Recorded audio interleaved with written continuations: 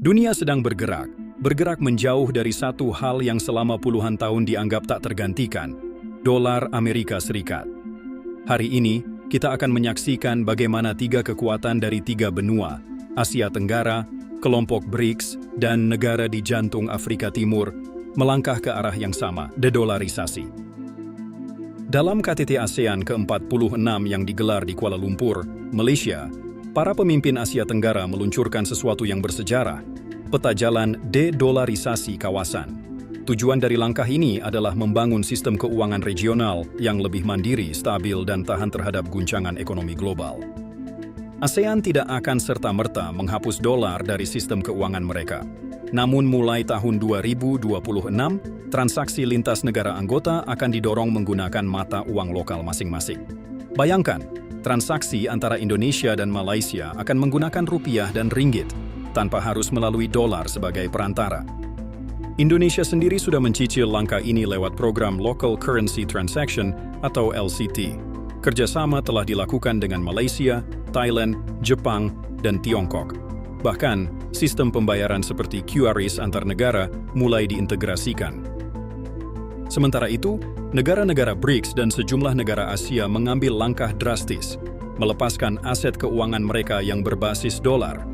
Jumlahnya mencengangkan, lebih dari 7,5 triliun dolar, atau setara 122.000 triliun rupiah. Aset-aset ini termasuk obligasi, surat utang pemerintah Amerika, dan instrumen keuangan lainnya. Apa penyebabnya? Ketegangan geopolitik, perang dagang, serta kebijakan proteksionis Amerika sejak era Presiden Donald Trump menjadi katalis utama.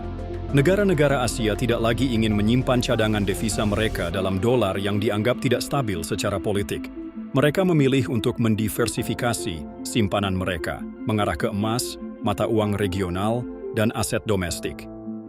Beberapa analis global bahkan menyebut ini sebagai ancaman sistemik bagi perekonomian Amerika, sebab jika permintaan global terhadap surat utang Amerika melemah, bunga pinjaman akan naik, nilai dolar bisa tertekan, dan inflasi domestik berpotensi melonjak. Tanzania menjadi salah satu negara Afrika pertama yang secara resmi melarang peredaran dolar Amerika untuk transaksi domestik. Sejak tanggal 28 Maret tahun ini, semua bentuk transaksi di dalam negeri harus menggunakan shilling Tanzania. Pemerintah ingin mengembalikan kekuatan mata uang nasional mereka setelah melihat makin banyaknya harga barang yang dikutip dalam dolar.